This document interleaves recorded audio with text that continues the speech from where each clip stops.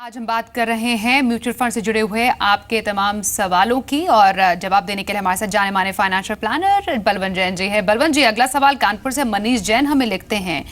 ये कह रहे हैं कि ये म्यूचुअल फंड स्कीम्स में एसआईपी के रूट के थ्रू ऑब्वियसली इन्वेस्ट करने की सोच रहे हैं और 1000 रुपए इन्होंने एक राशि अपने लिए तय की है।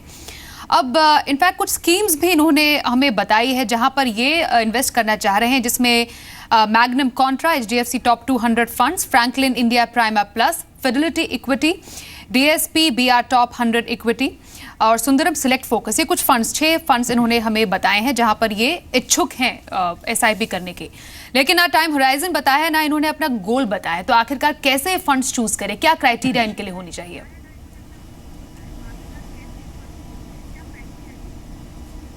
देखिए, मनीष जी के लिए जो फंड उन्होंने आइडेंटिफाई किए हैं, उस 6 फंड में से सिर्फ 2 फंड है, फिडेलिटी और फ्रैंकलिन टेम्पल्टन प्राइमा प्लस है, वो अच्छा परफॉर्म कर रहे हैं।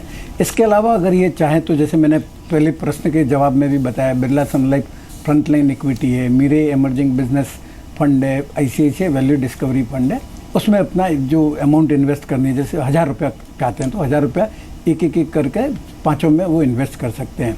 इन्वेस्टमेंट ओरिजिन का अगर आपका गोल से मैप किया हुआ है तो बहुत अच्छा है, मैप नहीं किया हुआ है तो भी आपका जो इक्विटी का इन्वेस्टमेंट है वो आपको कम से कम 5 से 7 साल से ज़्यादा होना चाहिए। इसके अलावा अभी जैसे आज मैं आपको कुछ फंड सजेस्ट कर रहा हूँ तो वो हमेशा के लिए वैलिड नहीं है या हमेशा के लिए गुड परफॉर्मिंग फंड्स नहीं है। तो आपको साल में कम से कम एक बार रिव्यू करना ज़रूरी है कि मैंने जो फंड सिलेक्ट किया है वो परफॉर्म कर रहे हैं कि नहीं कर रहे हैं। ओवर द पीरियड आपको जो आपका जो असेट अलोकेशन है कि आपका डेट में कितना है, इक्विटी में कितना है, तो वो भी मेंटेन करना चाहिए। और साल 2 साल में आपको जो रीबैलेंसिंग करना ज़रूरी है। सपोज आपकी इक्विटी का वैल्यूएशन बढ़ गया तो आपको रिस्क कम करने के लिए इक्विटी में से थोड़ा पैसा डेट में डाल देना चाहिए।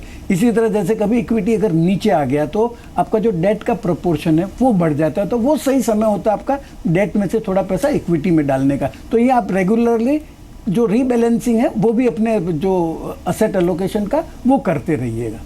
जी, अगला सवाल जयपुर से सुरेश जी का है। इनका कहना है कि जितना भी इनके पास अभी अमाउंट है वो दरअसल बैंक में रखने की जगह चाहते हैं कि वो एसआईपी के जरिए इसको निवेश करें। अब उस पर वो राय लेना चाह रहे हैं। 6 महीने से 1 साल के लिए इन्होंने अपना नजरिया बताया है। टाइम होराइजन लिक्विड प्लस यहाँ पे डेट में क्या बेहतर इनके लिए रहेगा? और इन्होंने स्पेसिफिकली ये बलवंत जी बोला है कि ये हाई रिस्क टेकर कतई नहीं है। डेट फंड्स में रिस्क कितना होता है और ईएलएसएस में अगर एसआईपी शुरू करना चाहते हैं तो उसके लिए इनको क्या करना चाहिए?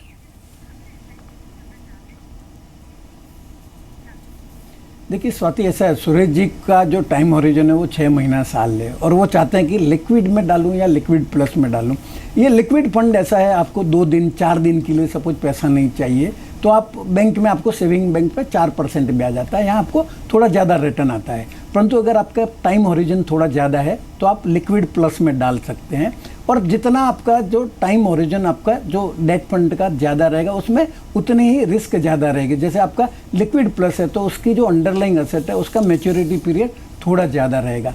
जहाँ तक प्रश्न उनका कि रिस्क डेट फंड वगैरह में कितना है, तो डेट फंड का जो ऐसा है कि आपका कौन से इंटरेस्ट साइकिल में है। अगर इंटरेस्ट साइकिल बढ़ रहा है तो उसमें आपका रिस्क ज़्यादा है, क्योंकि आपने आज इन्वेस्ट किया है, अगर रेट ऑफ इंटरेस्ट बढ़ गई तो जो एग्जिस्टिंग इन्वेस्टमेंट है उसकी यील्ड कम हो जाती है और उनका वैल्यूएशन भी कम हो जाता है और ऐसा कैसा उनका रिवर्स भी हो जाएगा।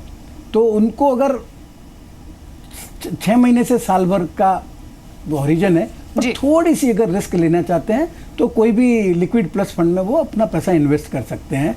और जैसे मैंने बताया कि जैसे रेट ऑफ इंटरेस्ट कम होने वाली है और साल भर में निश्चित रूप से कम हो जाएगी तो वो बॉन्ड फंड में भी पैसा डाल सकते हैं। मैं सजेस्ट करूंगा बिरला सन लाइफ का डायनामिक बॉन्ड फंड है, उसमें भी वो पैसा डाल सकते हैं साल भर के लिए अगर उनका टाइम होरिजन है तो आपके टाइम होराइजन के और आपके ने जो डिटेल्स मांगी उसके तहत जो फंड्स आपको सजेस्ट किए हैं बलवंत जी ने, वो सोच समझकर उसमें आप इन्वेस्ट कर सकते हैं एसआईपी के थ्रू।